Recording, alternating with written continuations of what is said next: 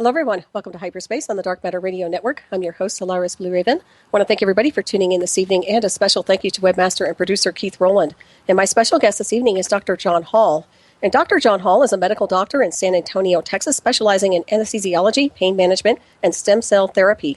He is a diplomat of the American Board of Anesthesiology and a member of the North American Neuromodulation Society, Mind Science Foundation, and an associate expert with Bioethics Beyond Borders.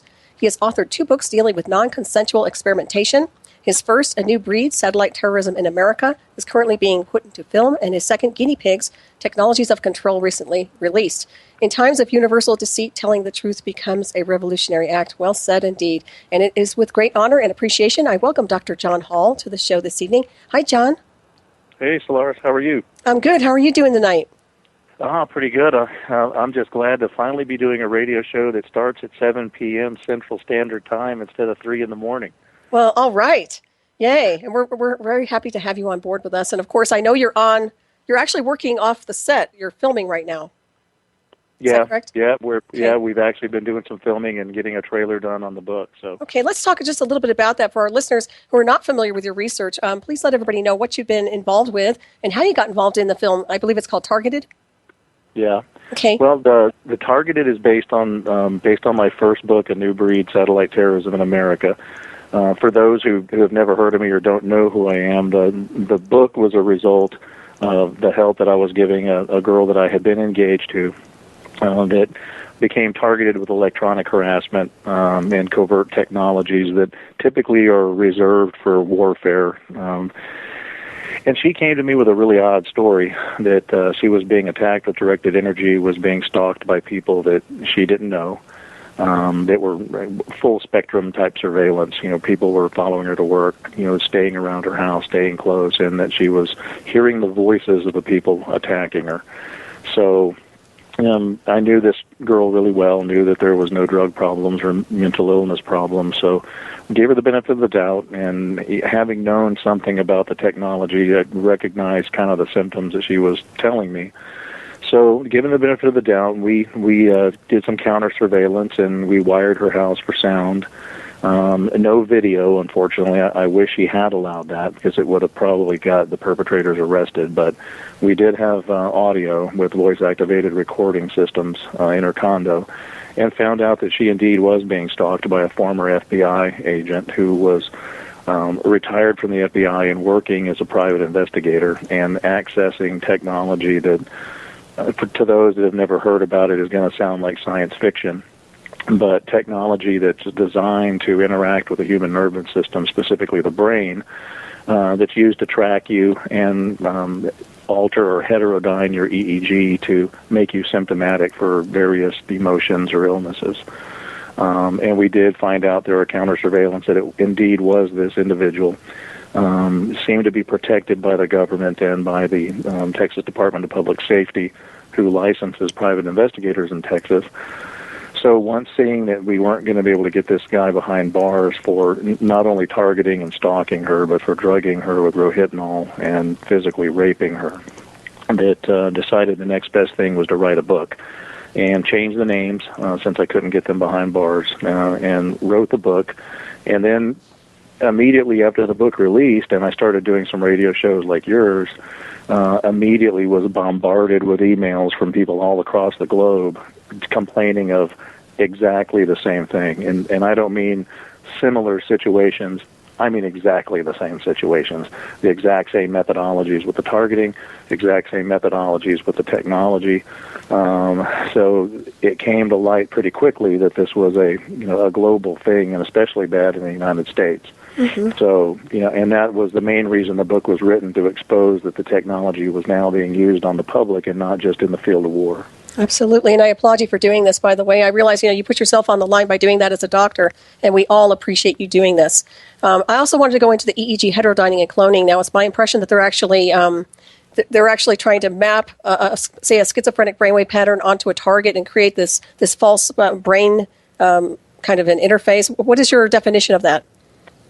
Well, I mean, the EEG heterodyning is kind of the way the whole thing is done. Actually, the targeting and the tracking is by receiving the EEG, and everybody's EEG is different. Now, a lot of people may have gone and had an EEG done by a neurologist. Now, that is a very archaic form of EEG monitoring that unfortunately we still have to use medically when there's much better monitoring available through the government.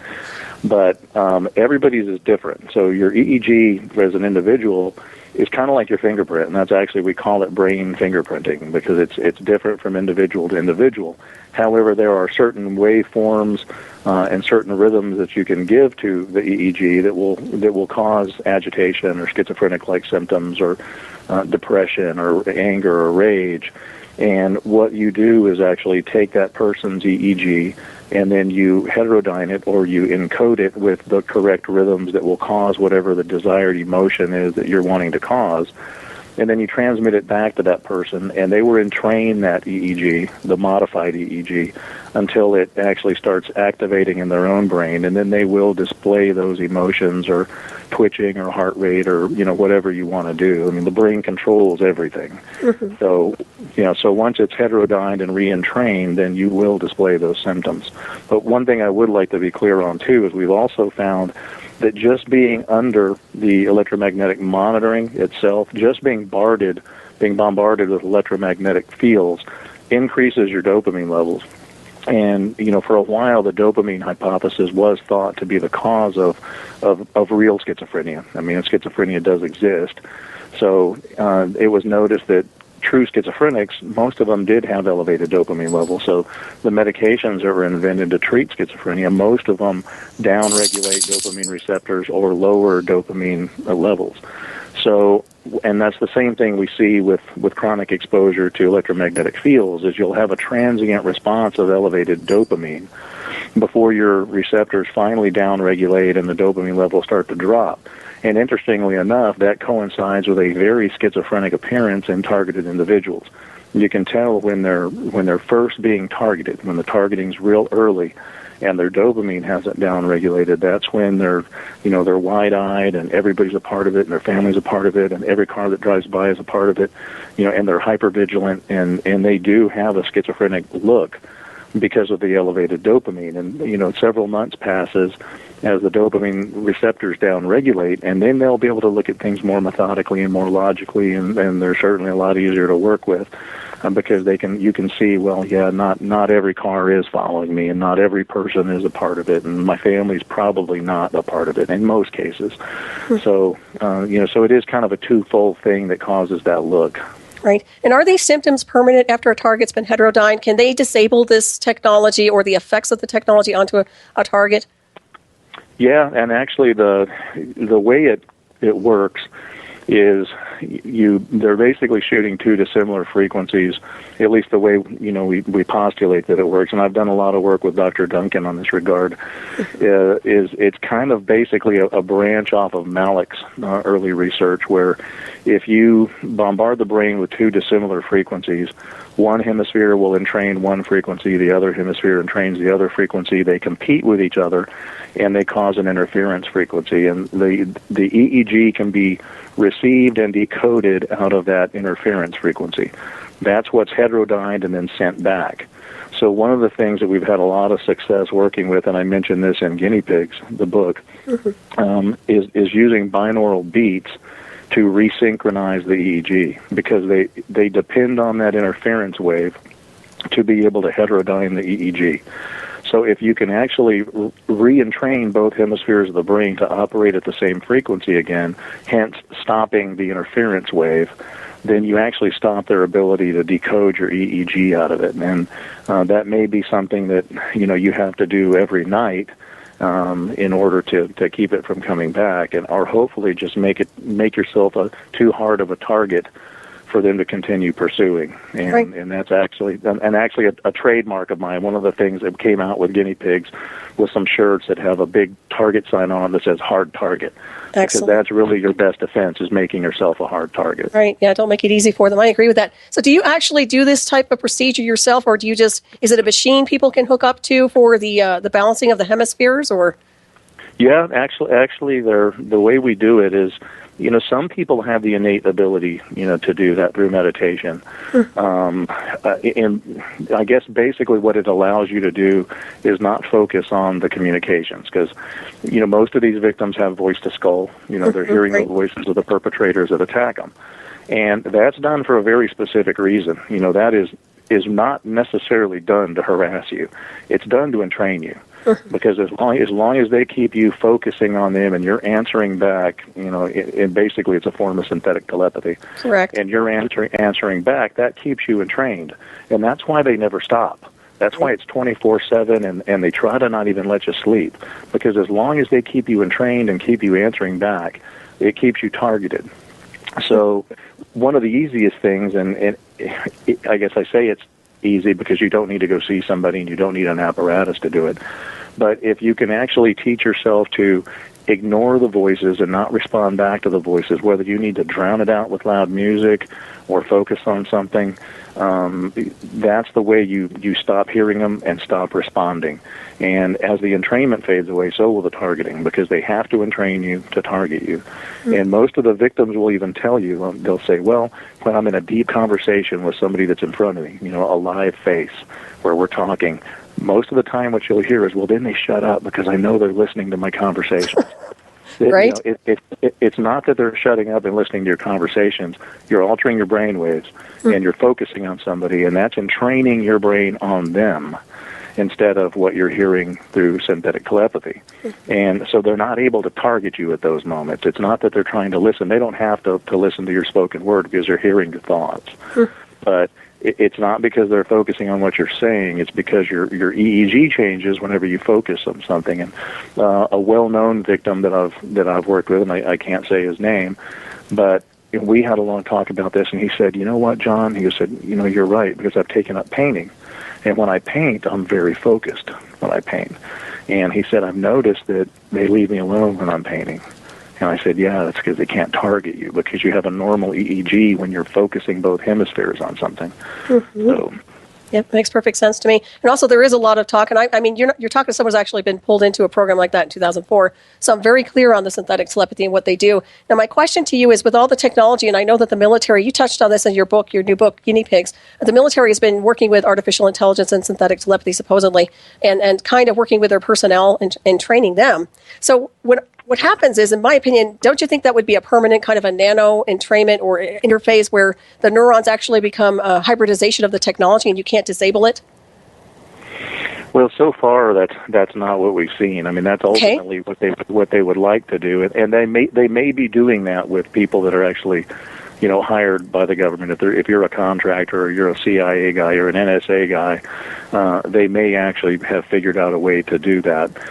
So far with most of the victims, we found that if they can't do it innately, by just stopping the entrainment on their own, what we've been doing is using a binaural beat program at night. The brain opens up during REM sleep and during deep delta sleep, and that's the reason most of these victims will tell you when they go to sleep, when they are allowed to sleep, they have really wicked nightmares, vivid, wicked nightmares, and that's due to exposure to heavy electromagnetic fields, and some extent, of them actually mining data from your brain or downloading historical information from your brain while you're asleep. Right. And one of the ways we found that for people who just absolutely can't stop listening or stop responding is we'll put earphones in them and use a binaural beat program through earphones, one in each ear. So you're actually entraining, each hemisphere of the brain with a binaural beat program, usually at a Schumann resonance, which is normal brain resonance, and do it that way. And the couple that I really like, Brainwaves by Bonsai Labs for Apple products, is very easy to use and has some really good background sounds that you can put with the binaural beats. And the other one that's a little harder to use unless you're really a whiz at computers, but I mean most people are, I'm a little older, but most people probably are a little better at computers than me, but it's called NeuroProgrammer 3. And it's free from a lot of sites, and you can actually use it on a laptop, and it has a really good deprogramming program on it. Excellent. Well, this is such good news. A lot of targeted individuals think that this is a permanent thing, and what you're really saying is it's not permanent. There is a way to create an alternative and actually disable this thing. Yeah, so far it's worked pretty well. Now, I mean, of course, at the same time we're working on ways to defeat this and to fight it. The powers that be are working on ways to make it better. Correct. So it'll be an ongoing fight, and that's why I've actually kind of started to focus a lot more of my time on actually exposing it completely to non-targets, because with most of these targeted individuals, it's the targeting is bad enough, but the psychiatric diagnosis that often comes with them is even more damning. It's basically a second victimization. Right. So one of the ways to avoid that and to change that is to expose the technology to the public worldwide. And once everybody actually knows this exists and believes that it exists, it's going to be hard to make it work, because most of the targets will tell you one of the things that they really try the hardest to do is get you diagnosed as mentally ill. That has to happen. I mean, the main thing that they're seeking when you get targeted is to get your family members to park you in front of a psychiatrist who's not going to look at your research, who's not going to look on the internet, who's not going to see that this is happening to 300,000 people in the U.S. and more globally. He's going to be focused on making you fit within the DSM-5 to give you a diagnosis and put you on a med. And those meds aren't going to work because they don't work for targeting. They do work for true mental illness. They do not work for targeting. And Dr. Hall, I didn't mean to interrupt you. I just want to make sure, could you just speak up just a little bit more so we can get a little bit more volume? Thank you. I appreciate that. Okay. So, I mean, that's kind of what we're working on now, is just, if we can get everybody to understand this and get the public to accept the fact that it exists, then, when someone comes to their parents or their wife or their husband and says, I think I'm being targeted by this, I am hearing voices and I am being attacked with directed energy, then they're not going to be drug off to a psychiatrist who's going to diagnose them as mentally ill. They're going to be talking to somebody who's also heard about it or seen about it. And that's one of the reasons that rather than doing a documentary on a new breed, that we decided to do a drama based on a true story. Mm-hmm. Because more people are likely to go see it, more non-targets are more likely to go see, a drama based on a true story at the theaters. If we did a documentary on it, certainly we would get most of the TI community to see a documentary, but that's not necessarily the people we need to educate about it. So exactly. What really needs to happen also is accountability. I mean, these departments need to be accountable for this type of what I would call to me, it's a war crime, if you ask me. Now, you mentioned something about nightmares and how they're inserting, well, I didn't say they were, but I suspect they're inserting memories and removing memories, because with this comes the manipulation of whatever is going in there and the database of the mind, wouldn't you say? Yeah, and actually that's been done for a long time, and that's actually been done through trauma conditioning. And there's a group of psychiatrists that actually formed the False Memory Foundation a long time ago, if that tells you something. Mm-hmm. And according to them, that was an organization that was set up to help fight false memories that are being implanted by psychohypnotists, that are doing hypnosis-based psychology on people, but. It just turns out that several of the people in the False Memory Foundation that headed it up were also MK Ultra supervisors. So, that the False Memory Foundation is actually, and it's a true psychiatric organization that's actually, respected and recognized by the American Board of Psychiatry. And it started out with MK Ultra subcontractors, and was actually an apologist group initially, to explain away MK Ultra and Voice to Skull and everything else that they're using that makes people look mentally ill. So it's funny you would bring that up, because that is done intentionally, and there are a lot of targets that actually are uploaded with false memories. And I see that quite a bit, because I've interact with a lot of target individuals and talked to a lot of target individuals, and I've talked to the same people now for years, where I kind of know their real history and their original story, and then I'll see it kind of periodically change when maybe somebody 30 years old will tell me about their experiences in World War II, or just a memory that there's no way they would have. Mm-hmm. Right. Yeah. It strikes me as basically they're creating altars through the trauma and the entrainment. It sounds like it anyway. Yeah, pretty much. And luckily, we're finally starting to get some people in the psychiatric field that are addressing it now too.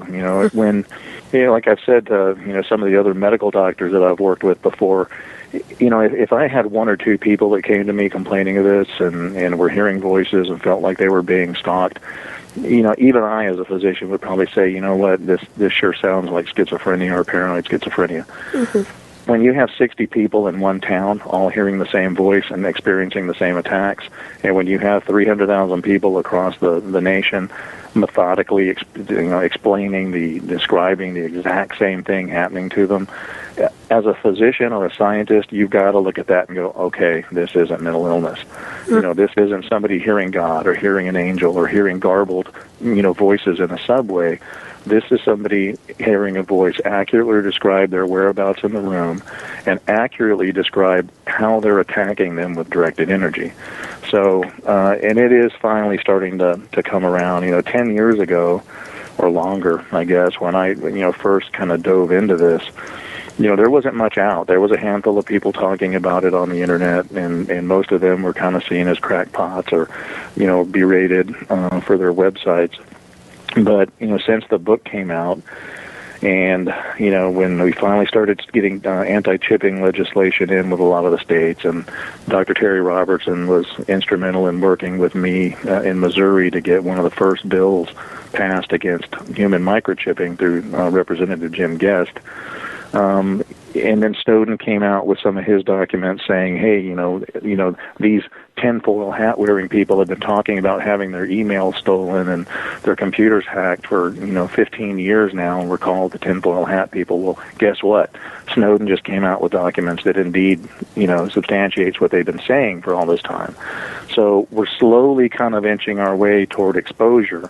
And once enough of the public actually believes this and knows that it's happening, then that's when we'll have actually enough people en masse to have another Rockefeller Commission, to have congressional exposure and to subpoena the records from the CIA and the NSA. Exactly. We certainly need that without a doubt. Well, it's a remote brain hack is what it is. I mean, you're dealing with somebody who's remotely accessing the brain. My question to you also, I'm coming from my own personal experience, and I'll send you my documentary if you like it. But have you ever come across people who've actually had anomaly signals that actually move to music and rhythms, which are not necessarily connected to the heterodyning, but actually another type of exotic technology?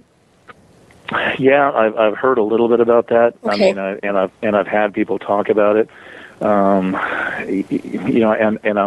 I'm not real certain that that's completely foreign to the heterodyning. But now, are you talking about actually, like turning on the TV and having signals actually broadcast through the TV? It picks up on a rhythm. It picks up on rhythms, Yeah. but it also can interact with elements outside, like the wind, anything around. Environmental propulsion systems are really big. When I was first inducted, just to give you a brief example, they actually you could actually feel my energy field and this propulsion inside amping up with the plane, and also motorcycles also. So this is what I'm talking about. This is the kind of manipulative technology, which is really a weaponization in some form or design that's designed to harm the person, the target. Oh, yeah. Well, it is completely a weapon system. Yeah.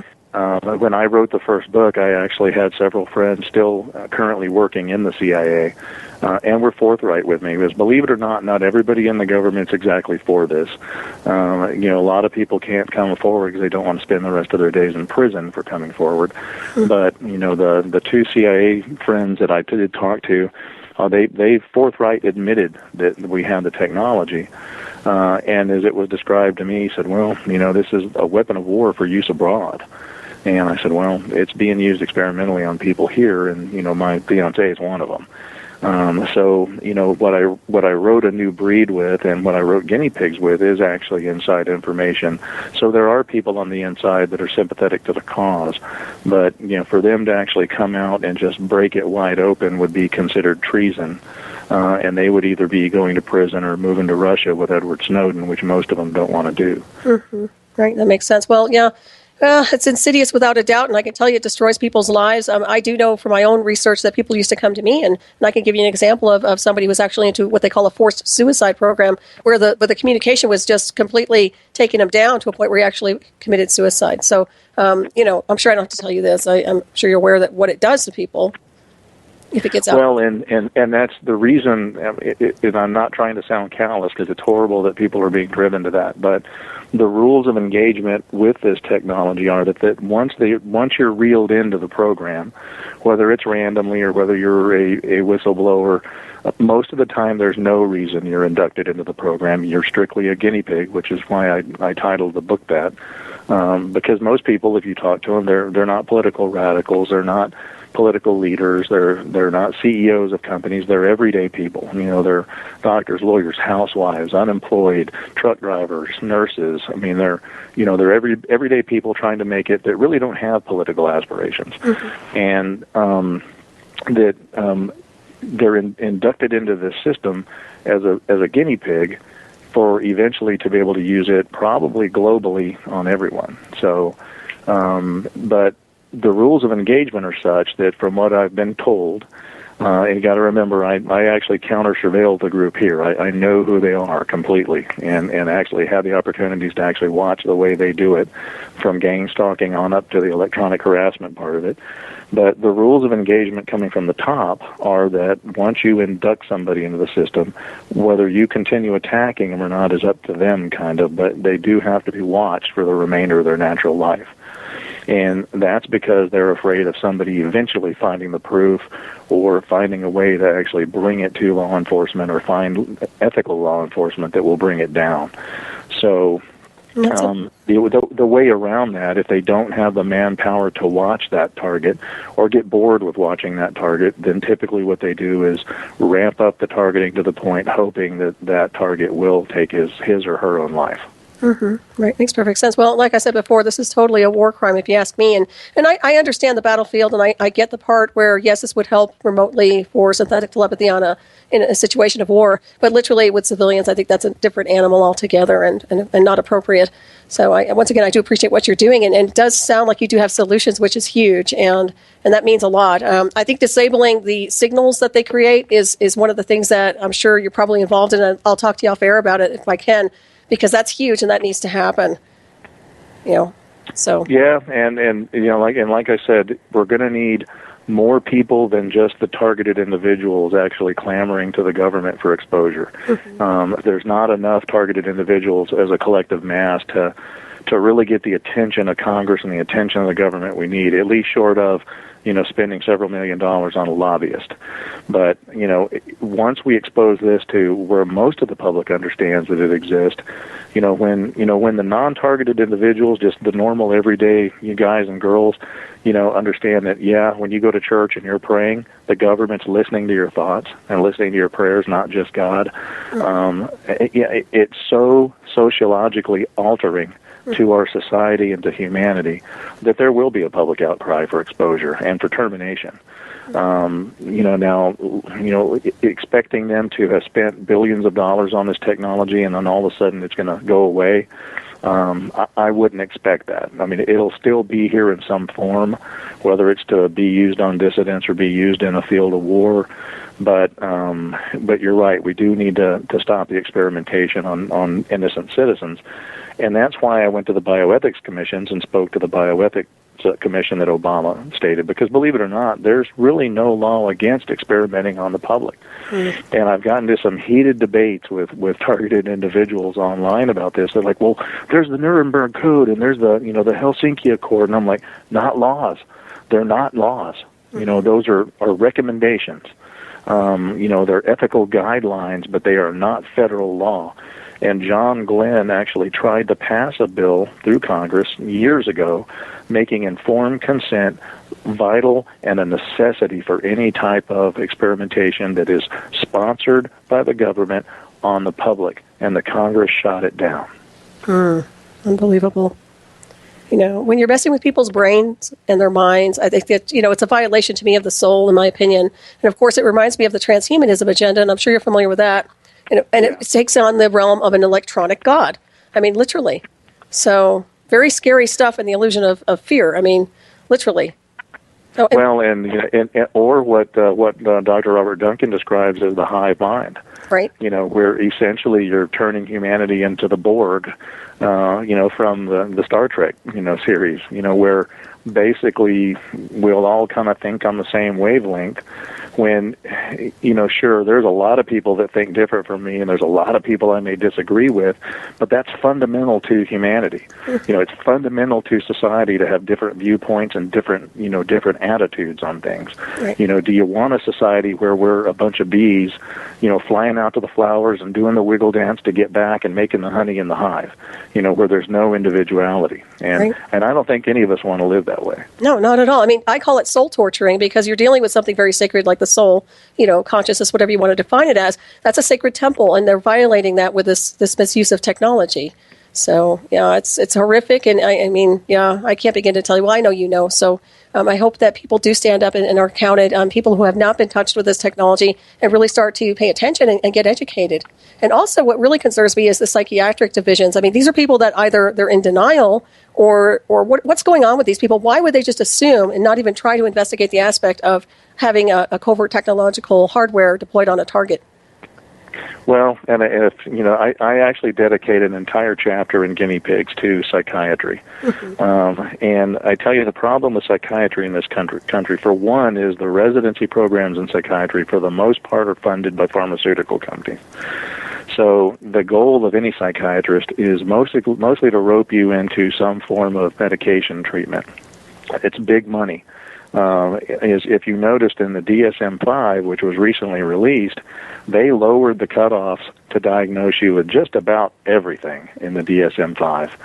As a matter of fact, except for massive public outcry by physicians themselves, they actually had at-risk behaviors in the DSM-5 as worthy of being diagnosed and treated, which means if your mom had schizophrenia, that they're going to go ahead and say you're at risk for schizophrenia, and it will give them the ability to diagnose you with a disorder and treat you.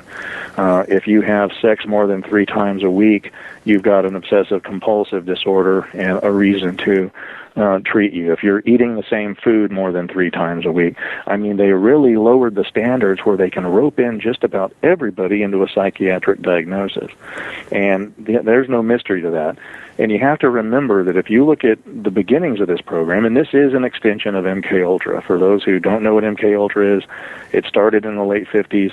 It was, a bunch of sub-projects sponsored by the CIA specifically to look how to remotely control human beings through radio frequency, through trauma conditioning, through drugging, through behavioral conditioning. They didn't leave anything out. If you look at these sub-projects, they covered every single basis there is for remotely controlling a human being. And they studied everything from childhood behavior to elderly behavior. And this is a continuation of MK Ultra. And every one of those MK Ultra sub-projects were headed up by a psychiatrist. So there is no mistake why this targeting so closely resembles schizophrenia or is diagnosed as delusional disorder, because it was designed by psychiatrists. It's meant to do that. It's meant to mimic that, because the minute you go around telling everybody you're chipped or telling everybody you're hearing voices, we've already been ingrained as a society to accept the fact that if someone is hearing voices, that they're mentally insane. Mm-hmm. Right. Yeah. And who are these people deploying these projects? I know from my own personal experience, the guy that inducted me was actually a private investigator who had access to the technology. So I know you mentioned this, which is really interesting. But who are these people, and what is their clearance? What's going on here? Who do they work for? Well, the best way to explain it, and I've done a really poor job of explaining this, so I'm going to actually try to do it really well on your show. Okay. The technology is classified still. It has to come from a government agency, that being the DOD, the CIA, or the NSA, or whatever other alphabet agency you might be able to find, a clandestine service. But after MK Ultra and after the Rockefeller Commission, when the financial records were found and the Rockefeller Commission happened and some of these horrible sub-projects of MK Ultra came to light, they had to figure out a way to bury things a little bit deeper. It couldn't be the government's direct hand in doing any of the continuing research.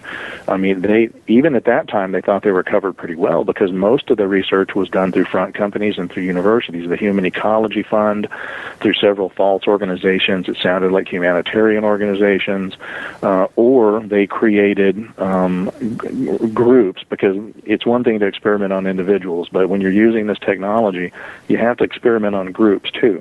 So they created the Heaven's Gate people the cult. They created the Jim Jones cult in Guyana that all died from suicide. All of those had CIA fingers and CIA hands in their creation. And that was so they had a group of people to experiment on, who were expendable, by the way. So if you look at that, the technology comes from the government, and it comes from specific agencies, but it's been, after the Rockefeller Commission, to bury it a little deeper into society and make it a little harder to find out that the government's doing it. What they've done is released it to former members of the FBI and former members of the CIA, who, in most instances, in most major cities, are working as private investigators. And if you look at who they hire, they typically hire mostly family members, at least that have ability to access the electronic part of it. And then they'll hire street thugs and people with criminal records to do the breaking and entering and do the stalking, because they can turn the technology on that person and make them look crazy in a heartbeat and have them right back in jail. So those people tend to be very faithful employees, to these perp groups. So you're right. It's classified technology, but it's in the hands of essentially subcontractors now, who are made up of former government people that still do have clearances. And I go over this in guinea pigs. We've got more people running around in public with clearances now who don't actually work for the government than ever before.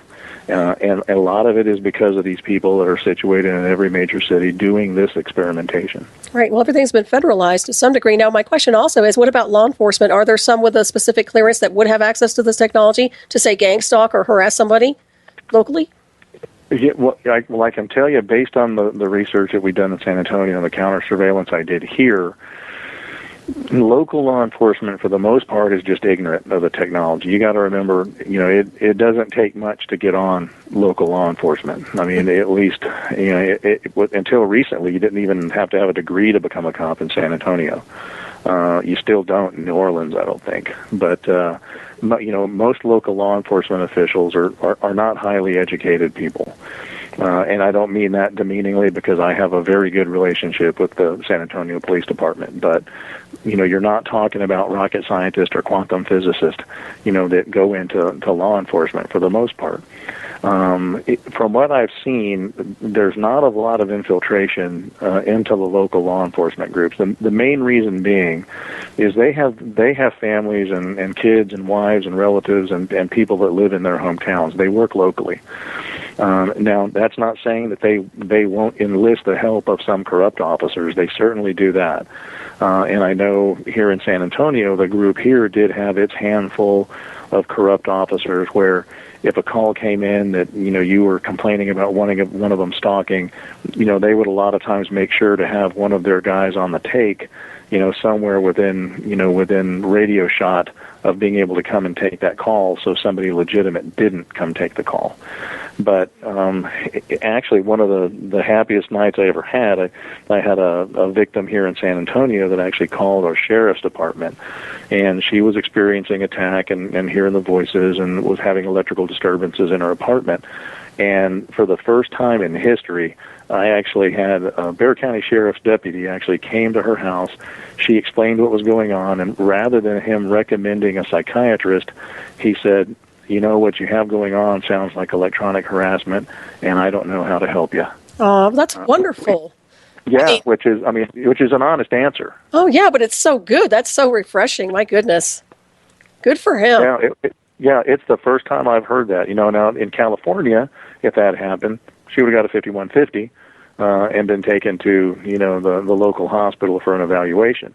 Now, on a even brighter note than that, through ISACT and Jesse Beltran and I, and working through the International Center Against Covert Technologies, we're actually working with a couple of cities in California now that have been bombarded with so many complaints of this type of targeting that they actually kind of came to us through the help of some of the members of ISACT and said, yeah, we want to sit down with you guys because obviously there's something going on.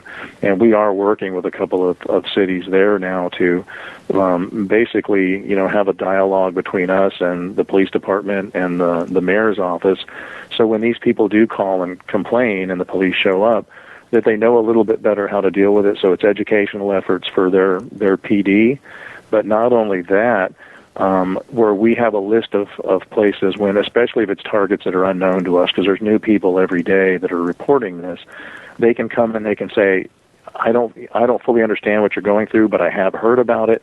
Here's who you need to call, and then hand those people over to one of us with ISA Act or any one of the other humanitarian groups dealing with electronic harassment, so they have somebody to talk to and help understand the technology and not get roped into a 5150. Right, that's huge. Yeah, education is critical at this point. And I would say I've heard someone actually mention that tasers could be a possibility to disengage the communication. I wouldn't suggest that, and I wouldn't promote it. And what is your take on that? Well, those are the people that are assuming that it's all, you mean tasing yourself, right? Right, yeah. Yeah. Those are the people that are assuming that it's all being done because you're being tracked with a chip. And, I've looked at thousands of MRIs and CTs, and, between ISAC and myself, we've scanned a lot of people. And I don't know if I mentioned ISAC, and I don't know how many of your listeners have heard about ISAC. I sit on their board. It's an organization that was started by Jesse Beltran, and it specifically deals with this type of targeting.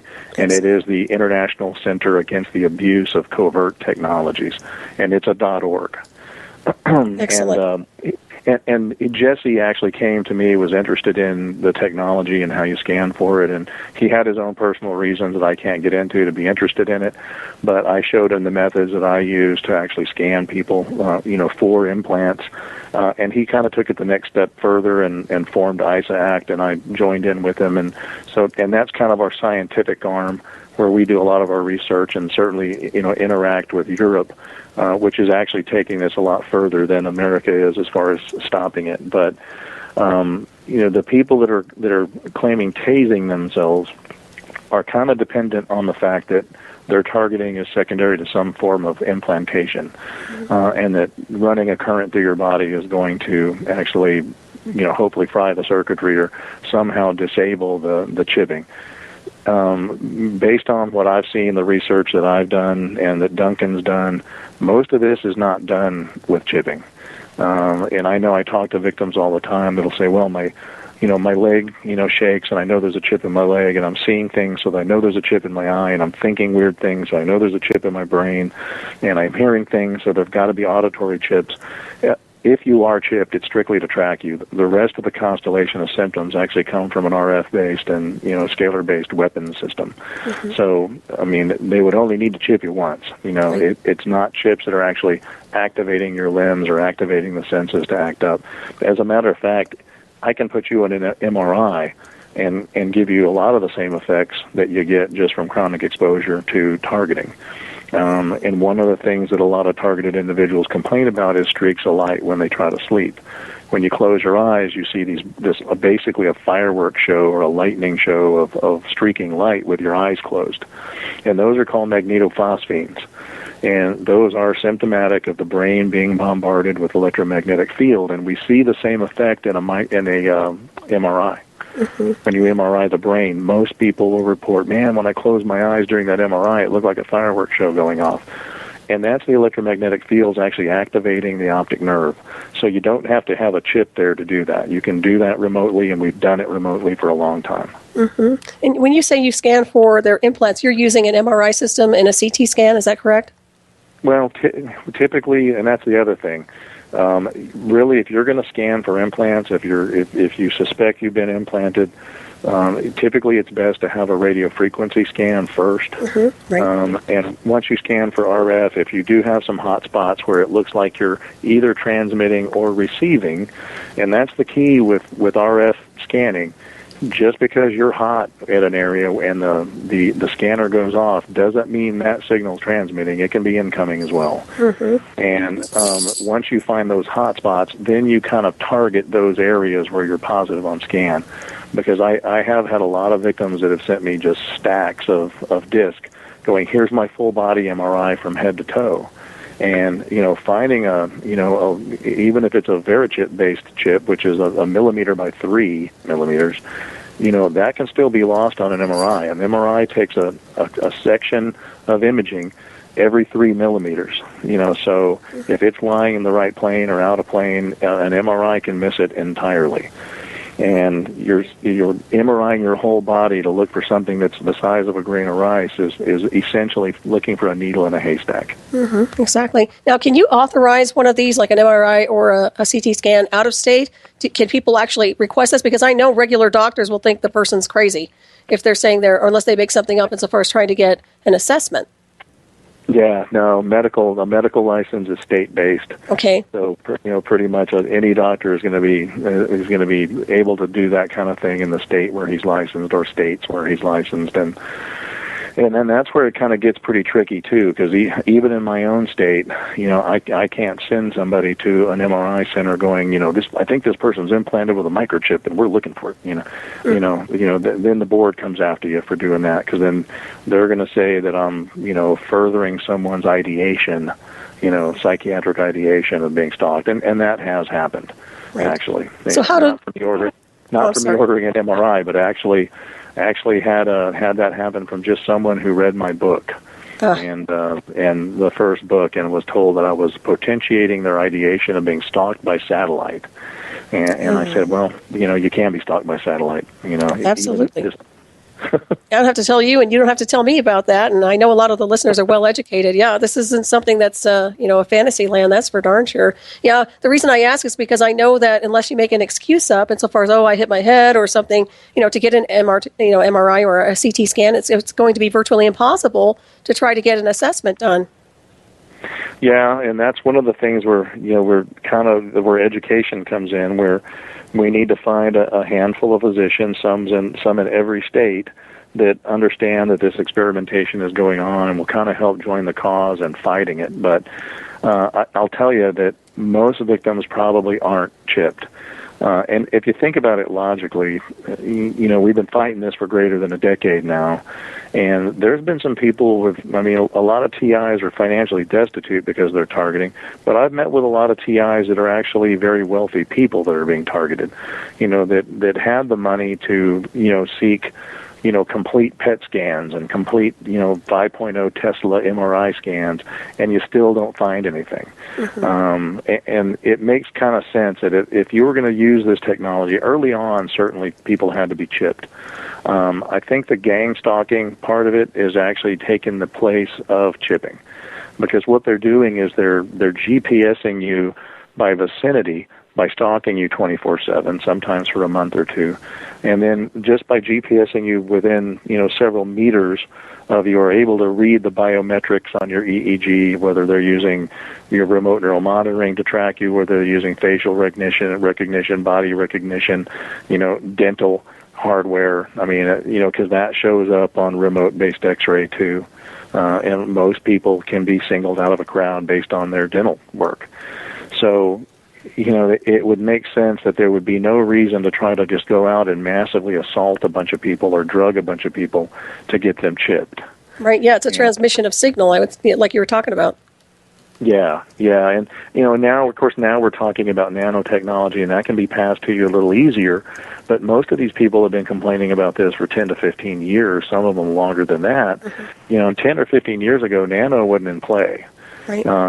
As a matter of fact, even one of the last chips that we actually removed was Bob Boyce, and he was an inventor in Georgia, and that's been about 7 years ago now, that he found got taken to lunch by an NSA agent who was interested in a patent that he had put out for using free energy to charge batteries, and found a lump on his shoulder that scanned positive, and a chip was removed, and it was a Verichip.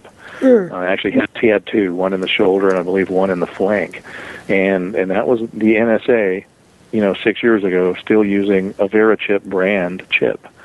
So I know a lot of people are going, well, you're not finding anything because it's nanotechnology, and I'm like, yeah, but you were hearing voices 15 years ago. Mm-hmm. And being attacked 15 years ago, and I just refuse to believe that nano would have been prevalent enough to be in widespread use 10 or 15 years ago. Right. The technology just wasn't there. Right, but the transmission and signal transmission is, though. Oh yeah, it's been there for some time. As a matter of fact, Jose Delgado, who was the king of chipping, he was the guy doing neurostem, during MK Ultra. He was working down in Louisiana and New Orleans, and finally, when the MK Ultra got exposed, he was banished to Spain for a little while, where he practiced medicine there, but then came back to California, and I had access to him prior to him dying. And even he said before his death that using chips was no longer necessary. His exact words, he said, all of this can be done by broadcast now, meaning RF based, like you say. Yep, absolutely. I know mine's a signal anomaly. I call it an anomaly because that's what it is. But, it's interesting now. My induction was in 2004, and I believe you said your fiance was pretty much in that window of a type of stalking and harassment too. Did you notice a spike on that timeline insofar as how things were happening back then versus now? Has it increased or has it decreased over the years? It seems to come in waves. Of course, hers probably started 2001, 2002. And of course we were, when you're heavy in it at the time, it seems like it's really horrible, and it's really happening everywhere, because we were really focused on what was happening to her. What I see is, since I'm so public, I'm pretty accessible to victims. What I've seen is it seemed to really ramp up, pretty heavily to where they, I think, had kind of reached their numbers that they were looking at by 2010 or so. Because then there was a couple of years where, I wasn't hearing from a lot of new people. There weren't a lot of new targets seeking me out. And then here in the last year or so, I've kind of been bombarded again by a lot of really new people. So, there seems to be phases that they bring on new inductees. Now, one of the ways that kind of the rules of engagement are also in this is, from what I understand, that the perpetrator groups, once they're given the technology, they are kind of given carte blanche access and decisions on who they want to use it on. So, and that's why you'll see, in Palm Springs, California, they're mostly targeting, gay men. There it is, obviously the perpetrator group is using it for a hate crime. Mm-hmm. But other places, like the group here, this guy advertises corporate espionage, but it seems like everybody they target is female, and everybody's sexually assaulted. Mm-hmm. So it's mostly, kind of sex crime. But in another city, it may be something else, and it may be something else. But when all of that data comes in, you still have a pretty good random sample when the data gets crunched at the very top by the appropriate agencies that are actually watching it. So. Right. That makes perfect sense. Well, they're perpetrators without a doubt. And there is sexual manipulation that goes on with the female targets with these abductions. Now, another thing I wanted to comment on was, you're familiar with military abductees, or MILABs, as we call them, and contactees in general. And I look at it as, after the experience with all this technology, I'm suggesting that perhaps they're being targeted for an induction based on mankind's, technology versus a real off-world extraterrestrial. Yeah, and, I'll be real honest with you, and I've been pretty honest about this on most of my interviews, because I have been interviewed in radio shows that are very pro extraterrestrial. I know enough about this technology and knew about a lot of the developments in this technology where even Michael Persinger, who has done a lot of the microwave research for the Navy, he's up at Laurentian now, and if you look at the journal articles on extremely low frequency effects on human beings, almost all of it's been done by Persinger. Mm-hmm. And he had the God helmet. He was taking people, putting them in an isolated lab room, bombarding the temporal lobes of the brain with extremely low frequency waves, and recreating alien abduction in the lab.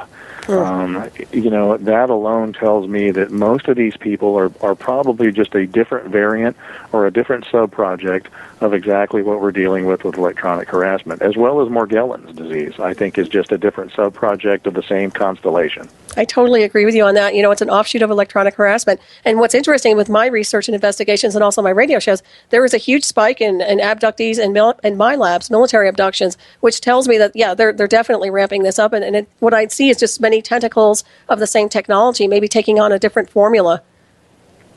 Well, and the other thing that I noticed early on, when I first came across my first couple of Morgellons patients, and they're having these blue threads and fibers, taken out of them that very obviously aren't human tissue. I started looking at the prevalence of Morgellons disease, and one thing that I came across within seconds of looking at the prevalence and the distribution of Morgellons complaints and the prevalence and the distribution of electronic harassment complaints, where are they highest?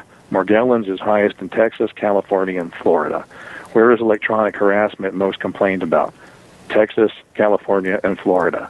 And New York coming in a close fourth. We're hearing about it from every state, just about it. I think the only state I've really heard from minimal people is South Dakota. And, the only reason I haven't heard from a ton of people in South Dakota is there's not a ton of people in South Dakota. Right. So, but yeah, I mean, we're looking at a bunch of different sub-projects, and it would be idiotic to think that this is being done in any other way than it was originally done with MK Ultra. It's being done in some projects. Some people probably are being chipped. Most people probably aren't being chipped, because every time you drug somebody to put a chip in them, you're risking getting caught assaulting somebody, and that'll bring the whole thing down. So if you can do it with radio frequency and you can do it with stalking, then you don't do it with chipping. Right. Yeah, it's all done right. Go ahead. Morgellons probably are the people that are being targeted with some of the new nanotechnology that finds itself and grows together. So I agree with you on that one. What about Colorado for a place of targeting? That's where my induction took place. Yeah, Colorado. I've heard from. A matter of fact, I've heard from a number of people from Colorado just in the last couple of months. And of course, Colorado is close to Utah. And we know the NSA is putting, has the big super base there where they're actually monitoring the entire United States from Utah. Now, and part of the reason the NSA has had to strike out is, they ran out of power at Fort Meade. The reason they had to branch out is every time they would fire up all the cooling systems for the computers there, they were shutting down the grid in the cities around Fort Meade.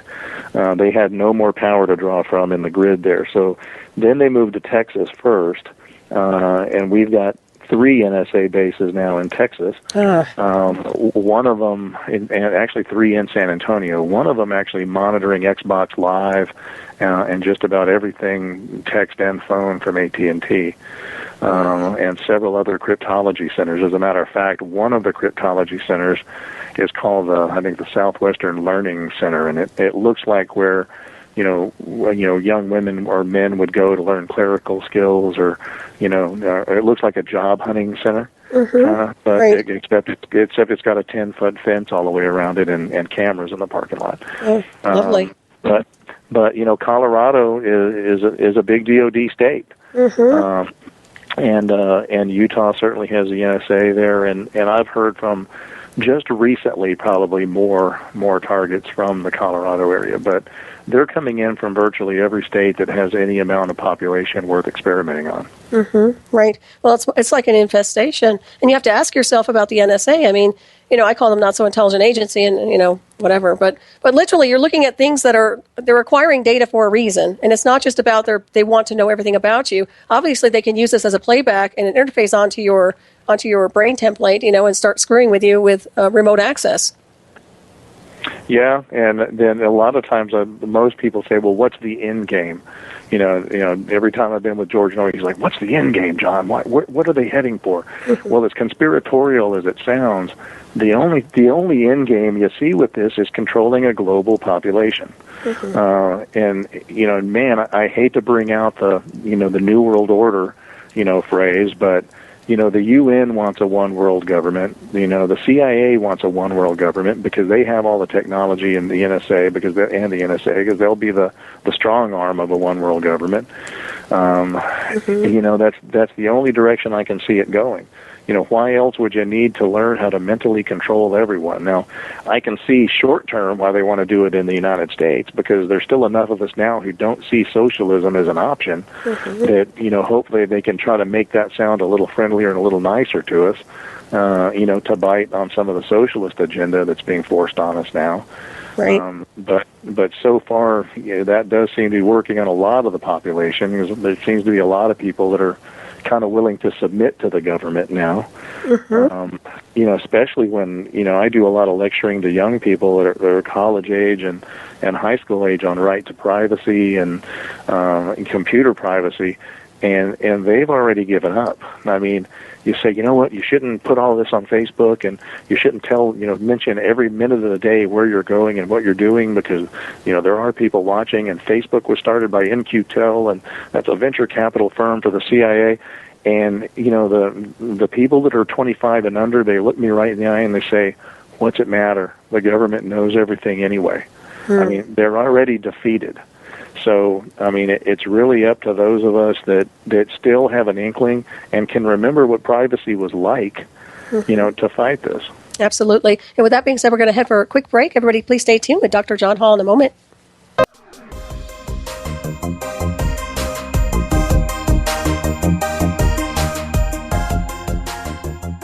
Welcome back, everybody, to the Dark Matter Radio Network. This is Hyperspace. I'm your host, Solaris Blueraven, and I'm here with my very special guest, Dr. John Hall. John, you with me? Yep. Excellent. Okay, well, lots of good information here tonight. Once again, I want to thank you so much for being with us and communicating this critical data. I'd like to get into the health issues insofar as what are the long-term effects from being exposed to this technological warfare. I know there is a long-term issue with health. So can you go into a few issues with that, or what you've seen? Yeah, and actually, believe it or not, we live in an era where we're being bombarded with radio frequency, not only being targeted with it, but also being bombarded with Wi-Fi and ground signals and all kind of stuff. And sadly, I mean, honestly, the legitimate studies out on exactly what all of this can cause are really lacking. So what we do know is based on, a handful of studies. A lot of them are contradictory, because you have to look and see who funds the studies. A lot of these studies based on electromagnetic exposure are done by cell phone companies, and of course they're paying for the study, so guess what? The study gets printed their way. So when you look at some of the studies that are being done, now I'm not going to say nobody, the government has done studies on what happens when you get bombarded with heavy electromagnetic fields, but those are classified and as of yet non-released. But, we do know with a little bit of chronic exposure to electromagnetic fields that you can get premature aging, you can get cataract formation, you can inhibit the immune system, specifically inhibit the cells that actually scavenge free radicals. And the reason that's important is free radical scavenging is what actually, or the increase in free radicals which is basically an increase in inflammation, is what causes a premature aging, can cause cancer, can cause heart disease, can cause memory loss. We know that it actually decreases sperm cell counts in men, so it can affect your productivity. But the biggest thing is that we're seeing an exponential rise in type 2 diabetes. And if you look across the country, you see everybody clamoring to, we need to do more research on this flu or that flu, and, or Ebola virus. Diabetes kills more people yearly than just about any other disease, or the sequelae of diabetes, heart disease and peripheral vascular disease. And type 2 diabetics have grown exponentially in the same years that we've seen the increased targeting and the increased proliferation of radio frequency or Wi-Fi being used. And Riona Kildee actually did some studies that showed a direct correlation between electromagnetic exposure and type 2 diabetes, because it looks like chronic exposure to electromagnetic fields actually depletes your vitamin D3. And for people who know, vitamin D3 is when you're in the sun and you have sunlight exposure to your skin is supposed to produce vitamin D. Specifically, the D3 form of vitamin D is what glucose metabolism is dependent on. Well, even people who work in the oil fields here in Texas, who are in the sun all day long, are coming in, and when we check them, they have 0 vitamin D3 levels with healthy diets.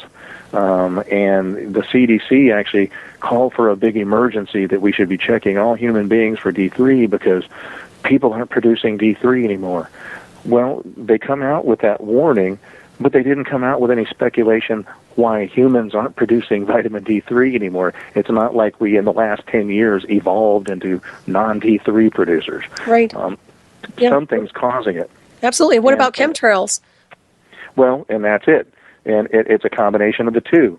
The reason they're doing the chemtrails, or at least one of the reasons they're doing the chemtrails, is to make the atmosphere more electromagnetically viable to RF.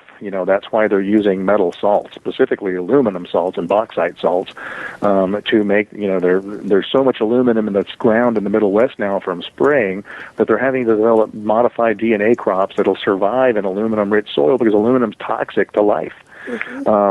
So you can't grow plants. They won't grow normally in aluminum infiltrated soil. So as they spray this stuff to make the atmosphere more electromagnetically viable, then we're also bombarded by a bunch of electromagnetic fields at the same time.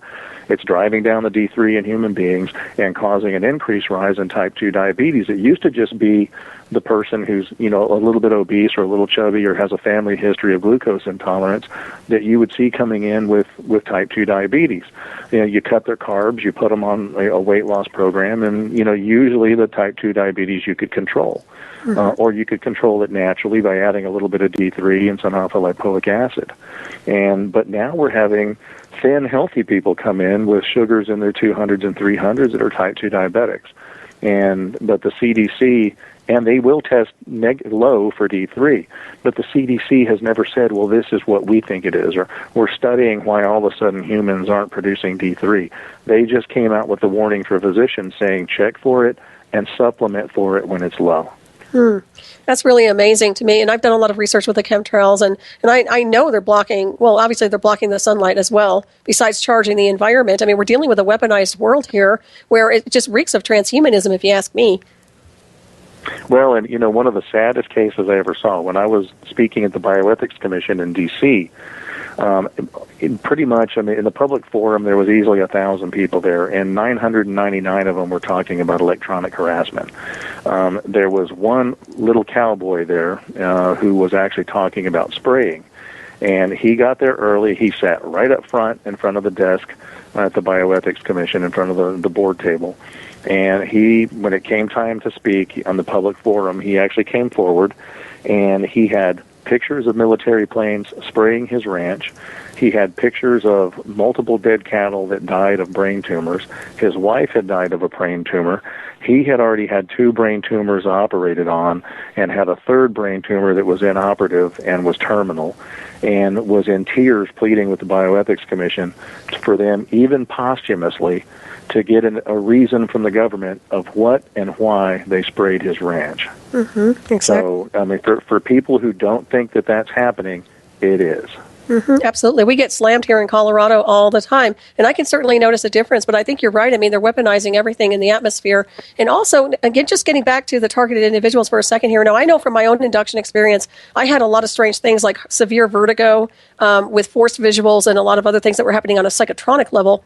And I also had this clear discharge, which was very, very scary to me because it wasn't sinusitis. Now, I understand some people get nosebleeds, but did you come across anything that was really, to me, this seems like a quote-unquote, a remote assassination weapon if they want to choose to take somebody out? Yeah, and they probably can. Honestly, I think that most of these groups that are using it experimentally, meaning the perpetrator groups that have been given access to the technology, I think they are given a limited version of it. Because we're not just seeing the outright murders that you would expect to see when you put this kind of technology in the hands of criminals, right, which is essentially what they are.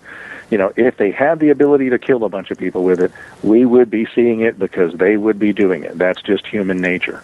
And you're right. There are thermal effects to this type of targeting because a lot of it is microwave based or millimeter wave based. And yes, I have seen people having CSF flow out of their nose because as they heat up the brain, if you have any imperfections in the cribriform plate, which is actually the very, very wafer-thin bony barrier between your sinuses and your brain.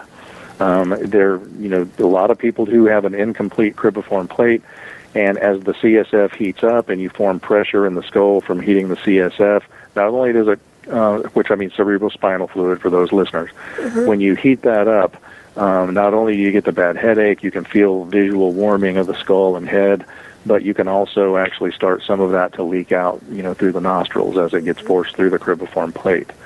But that's also part of the reason that a lot of people think they're chipped in their brains, and not having been in a surgical situation like Ben Delgado's lab down in New Orleans to place a chip in the brain, the only way to do it that a street thug, or a stalker would be able to do it to come into your house would be to put it up through the nose and jam a trocar through the cribriform plate to put one into the brain. And in an untrained hands, that would cause neurologic damage. You'd have bruising, you'd have nose bleeding, you'd have CSF pouring out of your nose, and probably 2 black eyes from fracturing through the plate. So I'll be honest, almost on all of the MRIs I've seen of the brain, even despite having circles signed on them and X's and check marks, and where people think that they're seeing some type of a device, all of the brain MRIs I've ever looked at were normal. We have seen some chips on the scalp, which is easy to do. I have yet to see one that wasn't placed in the brain in a consenting experimentee. So, Right. So if it's based on a signal and you look at the MRI, it looks normal. Yeah, and and a lot of times, I'm getting MRIs that have been looked at by lay people, not radiologists or physicians that are used to looking at MRIs. And people have to remember that the skull is not just an empty void that has the brain in it. There are bones within the skull and the interior of the skull that form the sinus cavities and form a supporting structure that holds the brain into the top of your skull. So as the MRI shoots pictures going from the top of the head down, nobody's symmetric. God doesn't make us symmetric. So you are going to see, maybe the beginning of a sinus bone, form at one level when you don't see it on the other level. So when you're looking at the slices across the MRI, you may see the hemispheres of the brain with a white speck on one side, but it's not on the other side. But then as you scan down, that bony structure becomes evident on both sides, and most of what I see circled on people's MRIs are normal anatomic findings. And when you mentioned the CSF flow, is that serious, or is that something that people should be really concerned about? Obviously, it's an effect, yes, but to what degree is that going to harm the body? As long as they turn it off and stop heating up your head, it should. Your body remanufactures spinal fluid pretty quickly. Okay. Now, if they did it for too long and actually, drained enough of it, then you're going to get a gravitational pull on the brain and essentially get the same severe type of headache that you get with a spinal tap. Any women that have ever had a saddle block or an epidural gone wrong to have a baby knows what a wet tap or a spinal fluid leak headache feels like. If enough fluid leaves the spinal column, it actually causes the brain to drop from gravitational pull away from the skull. And it gives you a headache that can only be relieved by laying flat. The minute you stand up, you can't stand the light, your eyes hurt, your head is throbbing, hurting, and you have to lay back down to make it go away.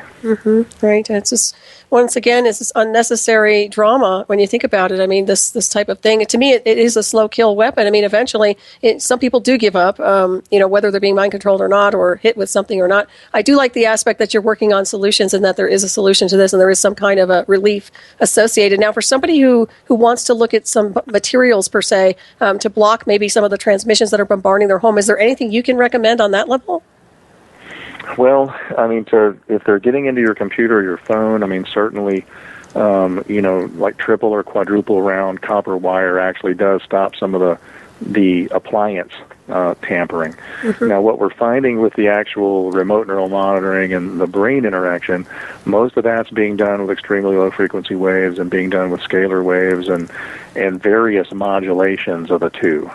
And it's extremely hard to block ELF. Now, when ISAACT we did our little experiment, over in Europe, where we took targets and we had control people who weren't targets, and we were in a very well constructed scientific Faraday cage or anechoic chamber.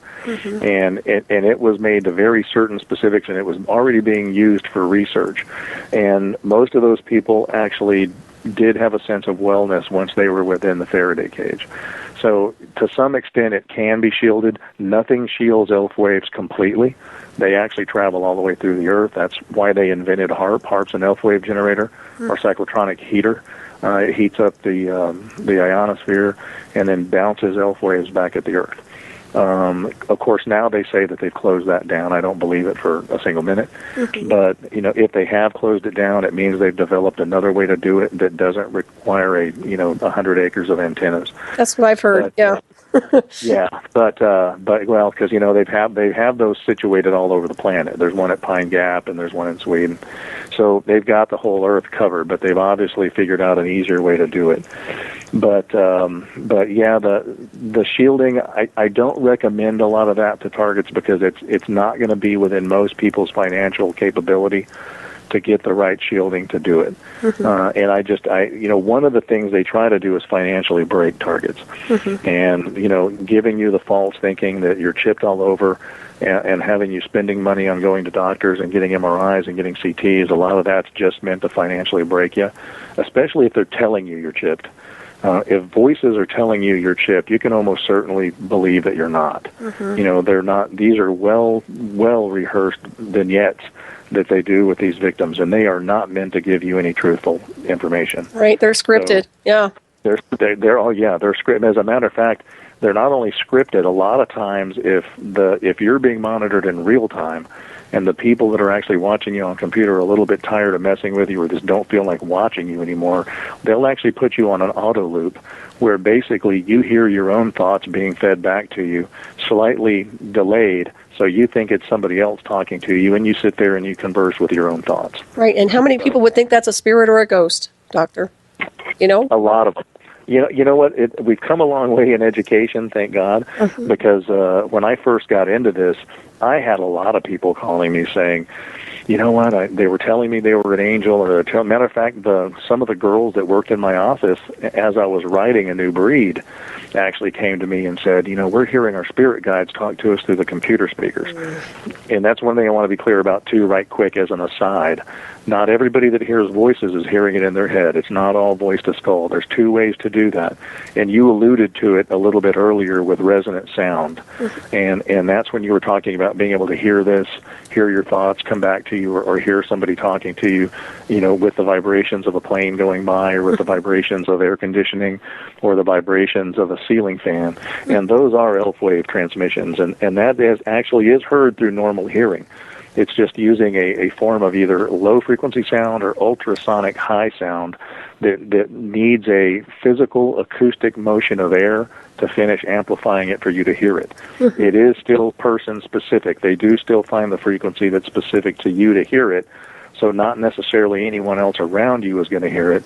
But those are the people that are hearing stuff out of their speakers, out of the radio, out of the ceiling fan, out of a vent fan in a restroom, as a plane displaces air when it goes by. Right. And that's another common way to harass people. Yeah, it's another, when you look at the ghost hunters, a lot of people are into the paranormal right now. My question is, what are they picking up on? Maybe it's just a regular transmission from a covert intelligence program.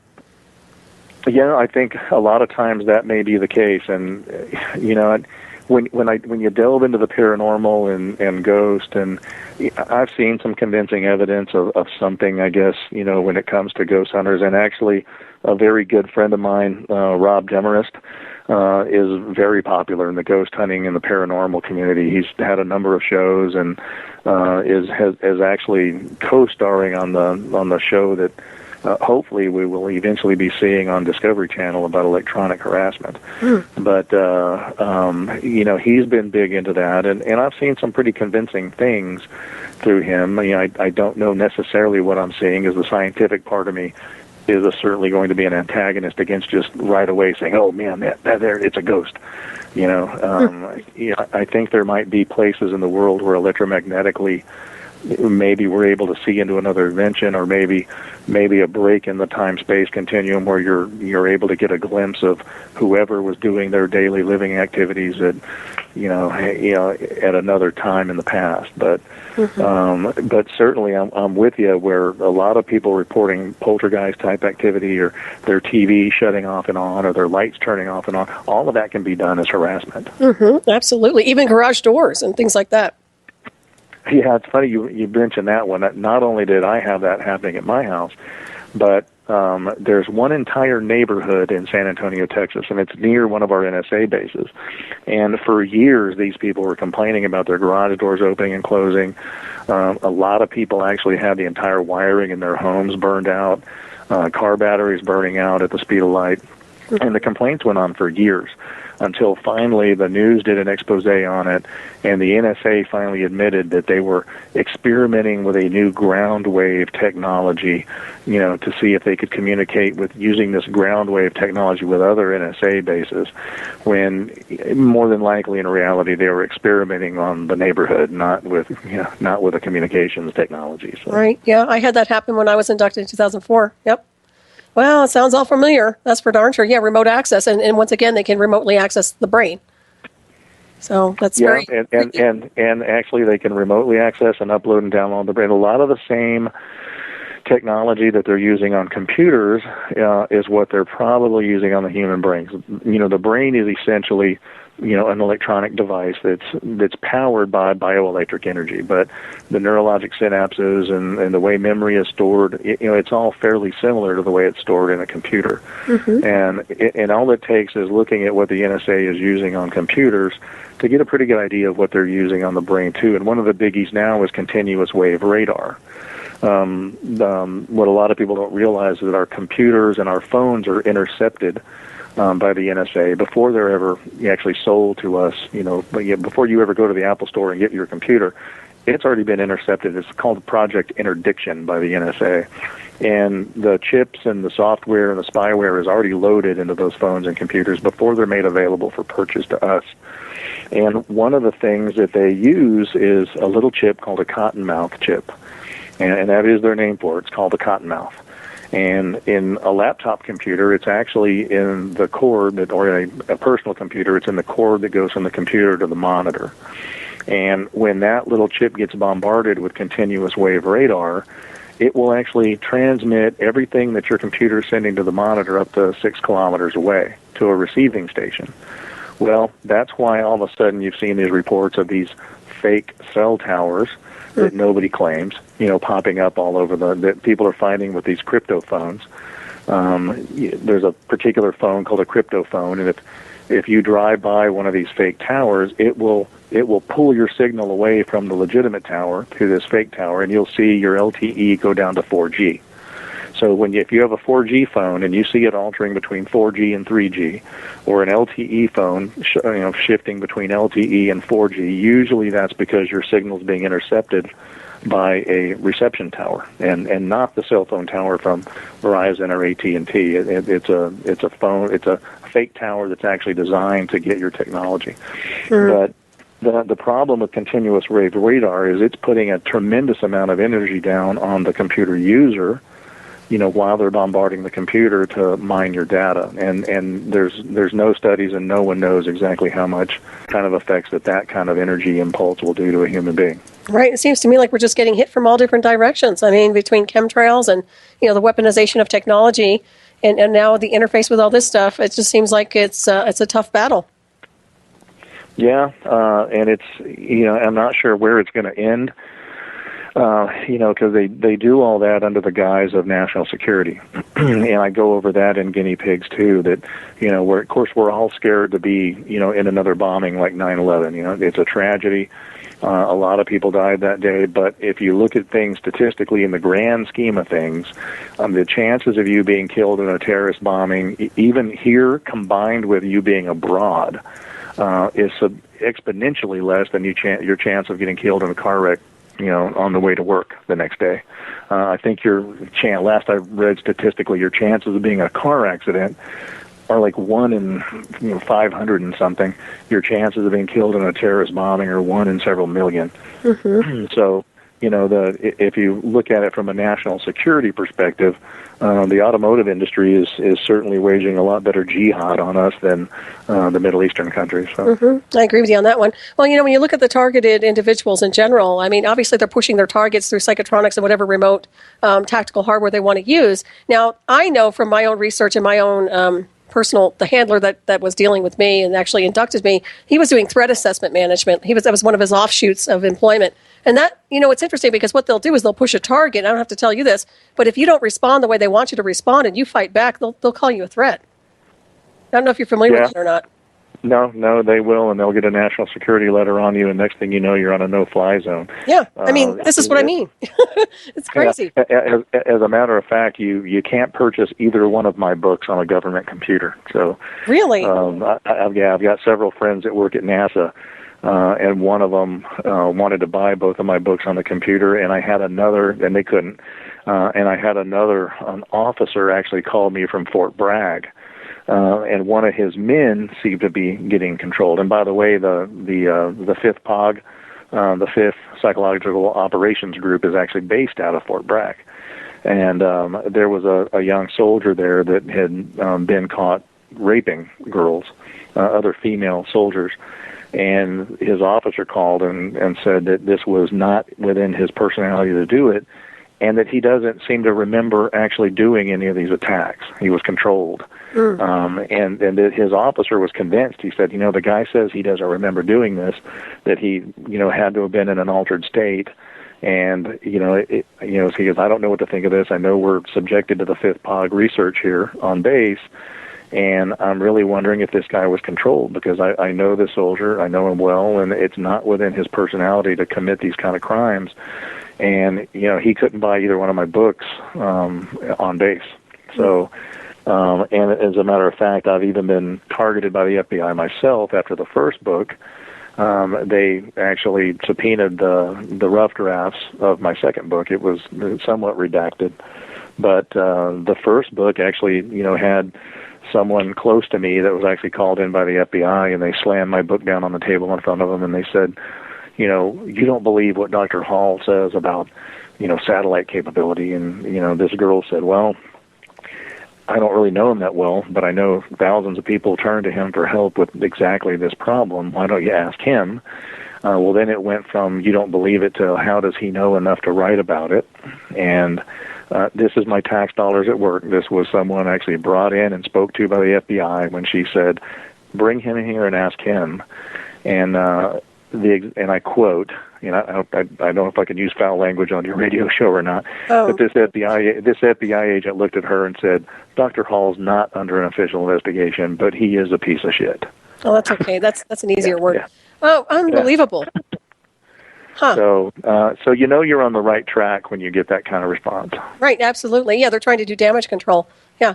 It's amazing to me when they show up like that. I wish everybody would just stand down and be respectful and just fess up, because it's out there. Everybody knows it. We can prove the technology. And there are enough people there who actually have been, real witnesses and real, I don't want to call them test pilots, but literally have been through the program enough to know. So it's really concerning there. So have they backed off? Obviously, they leave you alone now, though, right? Well, I mean, that incident was actually not too long ago, and that was actually during the writing part of Guinea Pigs. And, I have insider connections, so I'm able to access some documents and things that most people can't. Mm-hmm. And they know that. And I was actually had been writing out on my ranch and had came back into San Antonio to meet someone for dinner, 4 o'clock in the afternoon, broad daylight. My truck was one of two vehicles in front of the front door of a restaurant where I had guns in the back seat of the truck and my satchel with my documents sitting in the passenger seat. And my truck was broken into at 4 o'clock in the afternoon, and the guns were left alone. The only thing taken was the satchel. And it was 2 weeks after that where I got called for a rough draft and redaction and censorship. So unbelievable. And that's kind of the way that works. So, before they subpoena anything, they're going to make sure they know you have it. Yep, absolutely. I agree with you on that one for sure. Well, when it comes to mind, you look at these shooters that we've had, and we've talked about these before on my show, but literally, they're Manchurian candidates. It's like they've been trained them psychotronically, remotely, with an alter, and that alter gets triggered to do these insidious programs and crimes. Well, yeah, some of them. Now, the last couple, Yeah, they were probably controlled to do something that was out of, not within their personality scope. But the last couple actually were kind of vengeful shootings as well.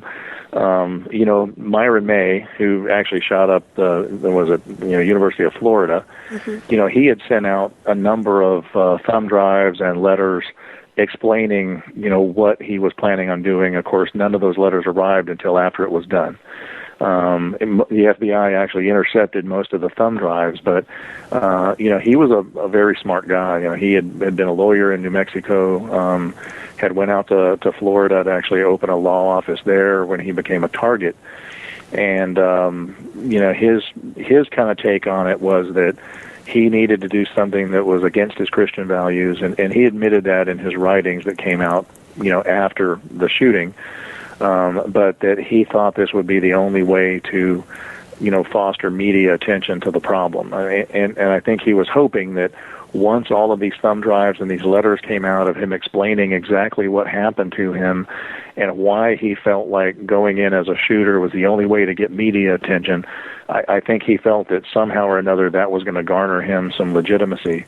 And that the media was going to go, oh my God, yes, this guy was obviously mind controlled. Well, it kind of backfired because, the major media is not going to broach this topic, at least, and not until it's so mainstream. They put off even, talking about Edward Snowden's documents for as long as they could, right? Until it was just in their face, and then they had to say, yeah, it looks like the NSA needs some higher oversight, more powerful oversight. So, unfortunately, I certainly can't condone anyone going in and taking life in the name of this technology. As evil as it is, and as tortured as people are, going out and shooting someplace up is certainly not the answer to get media attention, and that really is what Myron May was looking at doing. Aaron Alexis was straight up vengeance. He had a clearance. He worked close by. He knew about the technology. He had emailed Freedom from Covert Surveillance and Technology, asking about how to fight the sleep deprivation with the technology, because they were sleep depriving him. They were trying to control him to go amok, though, because they actually tried the first time in the Newark airport. They were using voice to skull on him, and what made him think that some people that were in the airport nearby were actually, using vulgar terms with him, and he did go off on some innocent people.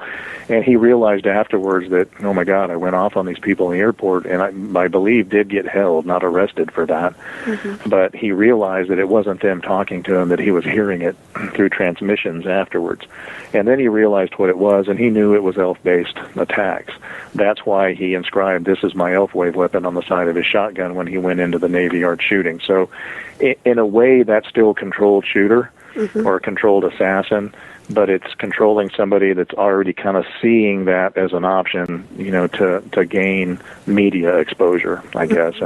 And he certainly, and he knew they were doing some of the research at the Navy Yard, and that's why he went after the Navy Yard. Yeah. Well, I know they do push their targets without a doubt. And of course, I think you have to learn a lot of self-control. I mean, when you're getting bombarded with different types of transmissions and things, I think that's something that targeted individuals usually do. What I don't like is the entrainment aspect of it. And that's why I'm really glad that there's a technique that can be done with the hemispheres to be balanced. And once again, let everybody know how to access your books and how to purchase them. They're on Amazon, right?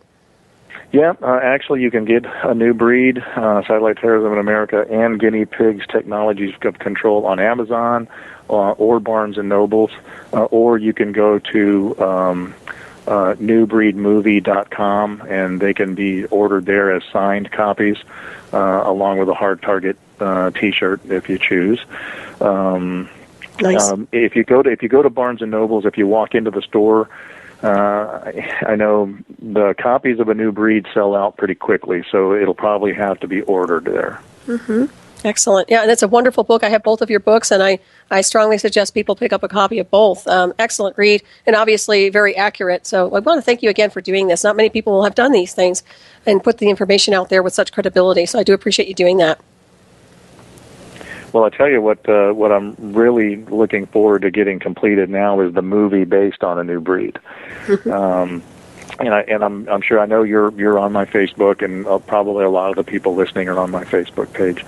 And I've been trying to keep people kind of notified about what's going on that aspect. But I had two very good screenwriters actually write a screenplay based on A New Breed that were actually completing a trailer on that will be used to show to the investors that are interested in actually, and thank God we have people that are interested in investing in this that want to see this come to light. This topic has been heavily shunned by Hollywood for a long time, and actually had spoke to people in a major production company out of California. Who actually, one of these major production companies, one of their CEOs actually has a son that's a TI, and tried working through them, and certainly worked with this person's son a lot, and they were interested, but it seemed more interested in taking the project outright, probably more to suppress it than actually do the movie. So, took a big gamble and decided to do this movie as an independent film and do it all on location where it all actually happened in and around the San Antonio area. Honestly, I'm a physician by trade, so, I'm entering an industry that I was pretty unfamiliar with, and was lucky enough to come across some really great people to work with on this endeavor. So That's excellent. Yeah. Is it haunting to go down that avenue of the past and relive it, since it's so close to your proximity where the event took place when you're filming? Yeah, honestly, we've already been shooting a lot of the trailer and some of the scenes. We have Sunday Richardson Flint is actually playing Mallory. She's the actress playing Mallory, and she's a super actress. It was hard to watch some of the scenes that involved attack. I know we'll eventually be releasing the trailer for everyone to see while we're working on the rest of the film, and there's a couple of scenes that are really going to be gripping.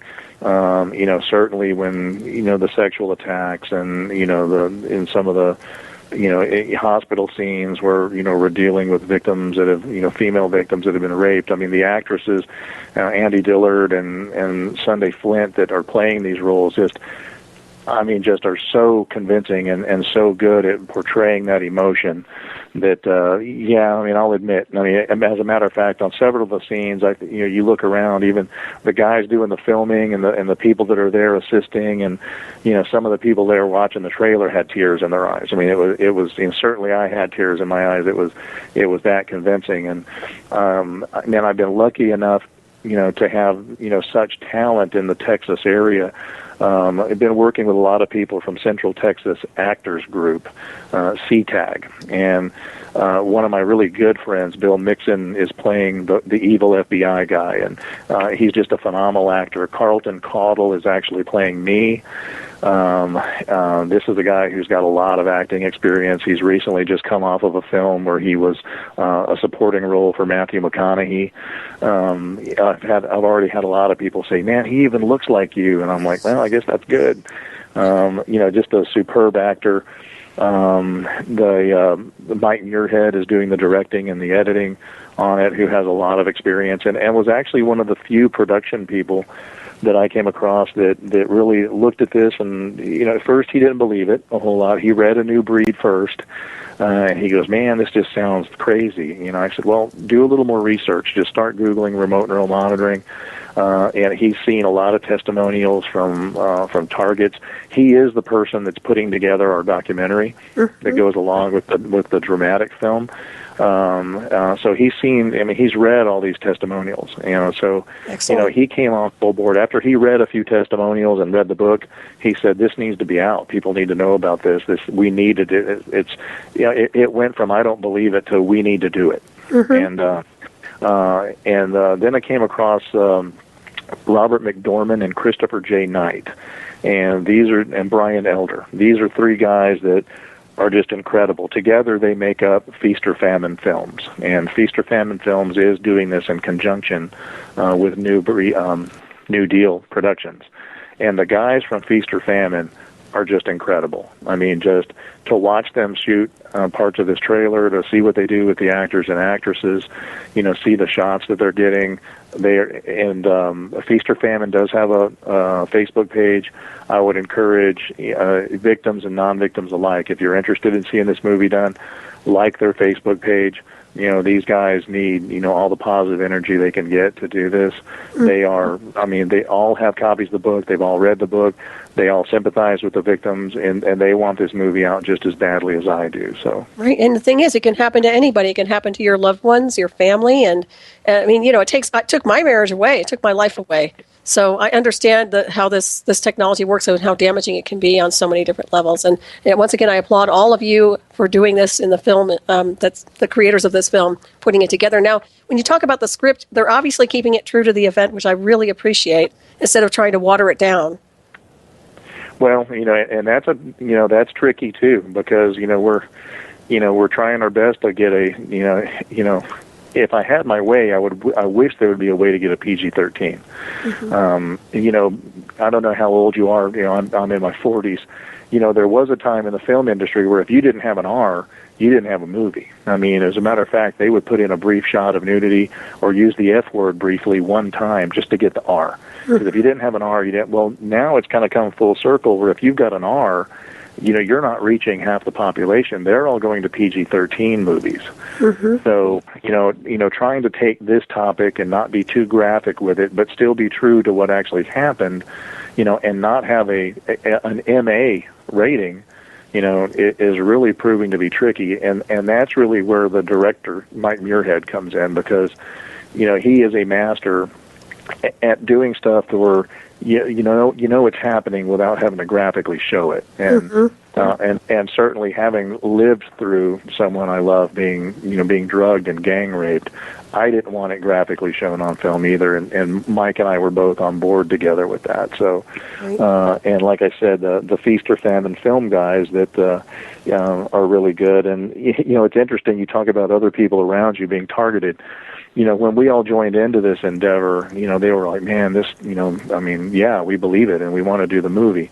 Well, then after they went home and thought about it, and most of them read my book, then, of course, the next question you get is, well, is this going to happen to me for helping do this movie? And I'm like, you know what? Who knows? Right. They're all willing to take the risk. So. Yeah, they think it's contagious to some degree. And, I don't discount anything, but I think at this point in the continuum, I think it's about mass mind control. And I do believe that they are deploying things with a big array system now and calibrating people to technology to such an extent that this would be the next step into, quote unquote, transhumanism and, of course, mind control, controlling people. If you don't think the way the government wants you to think, then you're going to be retrained or re-educated, so they say. Yeah, and that's the only direction I can see it going, because that way, what I've said, I think I've mentioned it in both of my books, that you can only control somebody with guns and taxes to a certain extent, because if you're in Texas to try to come down here and control Texans with guns, that's going to be a bloodbath of, proportions not seen since the Bible. There's no way they're going to come to Texas and confiscate guns. It just will not happen, not without a firefight at just about every home they go to. Taxes. Can't control the whole population with taxes, because there are those of us that live rurally where, I could pump water out of a well and shoot a deer once a month, and grow vegetables to have food to eat. With electromagnetics, you controlled everyone. And 10 years ago, Michael Persinger said he could control every mind on the planet with elf wave technology. Well, here we come 10 years later, we've got the Obama administration spending billions of dollars on the BRAIN initiative, spending billions of dollars on the Nudge Squad. And I go into that in detail in Guinea Pigs. They actually took the money and took the time to create a Nudge Squad. And their job is to go online and go into media circles and actually try to gently nudge the population into believing the way that you want them to believe. That Obamacare is going to be a save-all, that we're all going to have health care through Obamacare, and try to nudge people to vote the direction that they want them to vote. And that's mind control in itself, and that's admitted. Right. Yep, absolutely. Well, the thing is, once they weaponize the atmosphere like they're doing already, and they start doing their psychotronic programming, if you don't comply with their data, they'll attack you. Yeah, and and it's like with the IRS, that's already going on. I don't care which side of the aisle you fall on, Democrat or Republican, liberal or conservative. Nobody deserves to be attacked or controlled or imprisoned or harassed by the government for your belief. What Right. makes this country great is a myriad of beliefs. Certainly if you can read my post on Facebook, I'm anything but liberal. I'm conservative on some issues. I'm liberal on some issues. I'm not Democrat or Republican. I'd probably best be described as libertarian. But everybody should have a voice, and everybody should be able to voice that voice. And when you see the IRS specifically targeting Tea Party people or any groups that refer to the Constitution as being the better guideline for government, that's direct targeting of somebody that the government sees, as adverse to them. Right. And that makes us no better than China or Russia. Exactly. Well, I think that's where they're heading, unfortunately, and it makes me very sad to see America lose its freedom, and I'm hoping that's not the case, but we're going in a very dark direction right now. And, I talked about the threat assessment, and that's what they're doing. They're assessing people by their beliefs in freedom and respect of the Constitution, and if you go that way, then you're automatically considered to be some kind of a threat or a terrorist. I mean, you see how they're doing the flip-flop, and of course, to me, the remote technological war game that they're doing is just another push to set people up. Well, and I go into that into guinea pigs about how we actually stop it. And, realistically, rather than looking for a way to make shielding affordable to everyone that's being targeted, because eventually everyone's going to be targeted, not just the guinea pigs. And it's really going to take political change. And, part of the problem is we kind of let ourselves get to the point where we're at. We put too much trust in government. The government is supposed to fear the people, and they no longer fear the people. They're controlling the people. And, we're going to have to focus politically on, no matter what your belief is, whether it's Democrat or Republican or liberal or conservative, getting ethical people and moral people into government, where, they will recognize non-consensual experimentation is wrong and try to make strides against it. Right. And that may mean term limits.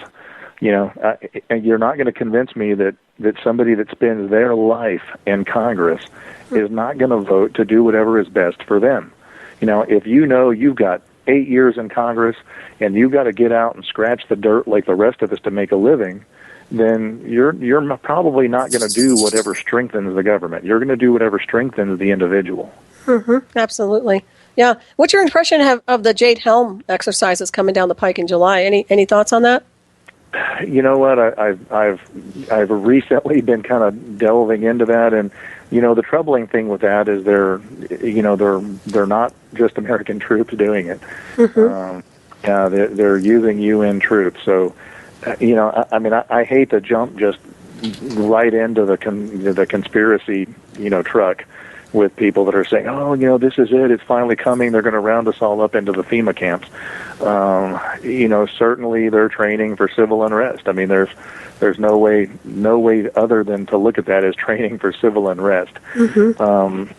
But there's if the military decides to do it and the government decides to do it, there's not much you're going to do to stop it.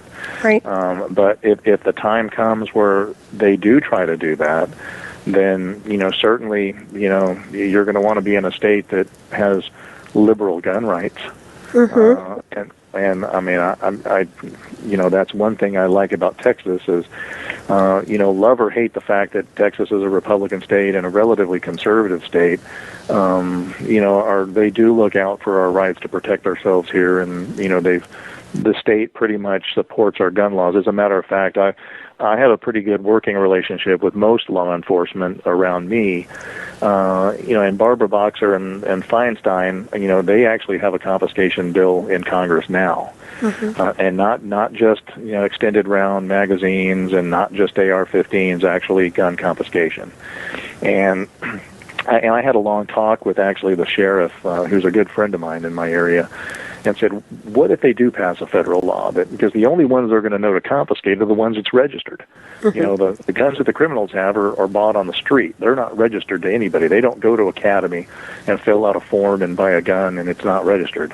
The only ones they will know to confiscate are the ones that are held by registered gun owners, which actually frighten the government more than the criminals.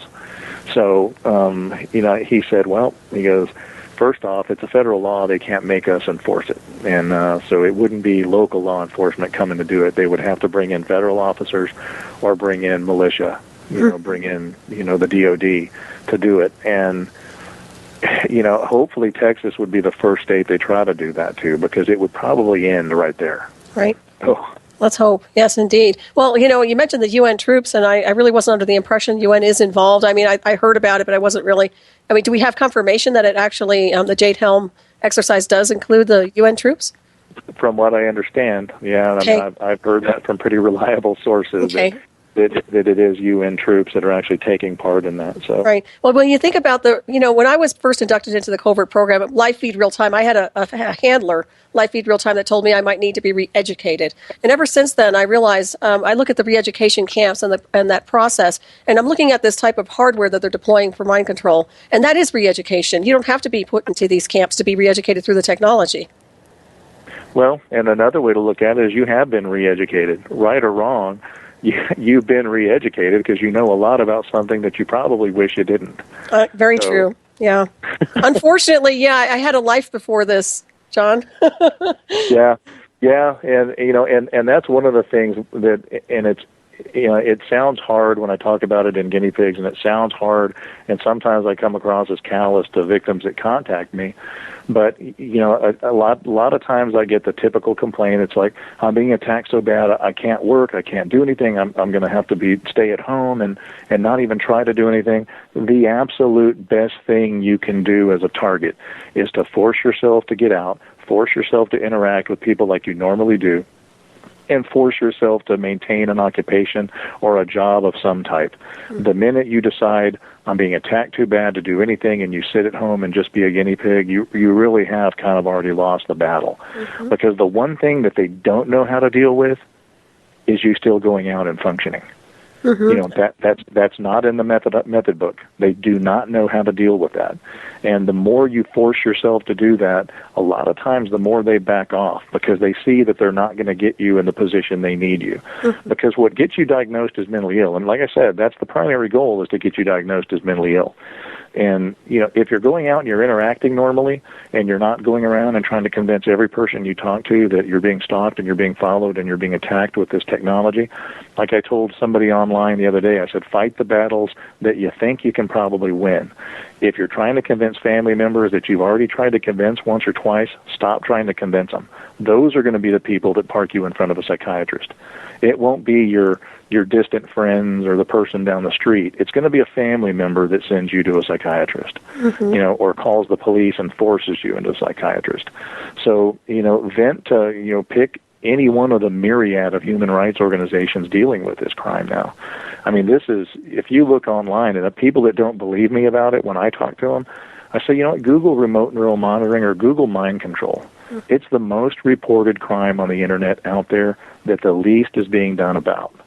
And anybody with any ounce of common sense, they may think the first couple of testimonials or the first couple of people's blogs that they read sound crazy, but when you end up seeing it over and over and over again, and it's the same complaint by the guy in Nevada, as the guy in Florida, as the guy in Japan, as the guy in, South Dakota, then a reasonable person is going to go, man, every one of these people are voicing the exact same complaint. Mm-hmm, and that's when most people that don't believe will go, yeah, there must be something more to this. Mm-hmm, absolutely. And John, we're just about out of time here. I want to thank you very much for being on the show tonight. You've been so informative, and we all appreciate your information. And I certainly have so much respect for you. And please take care of yourself and your loved ones, and be safe out there.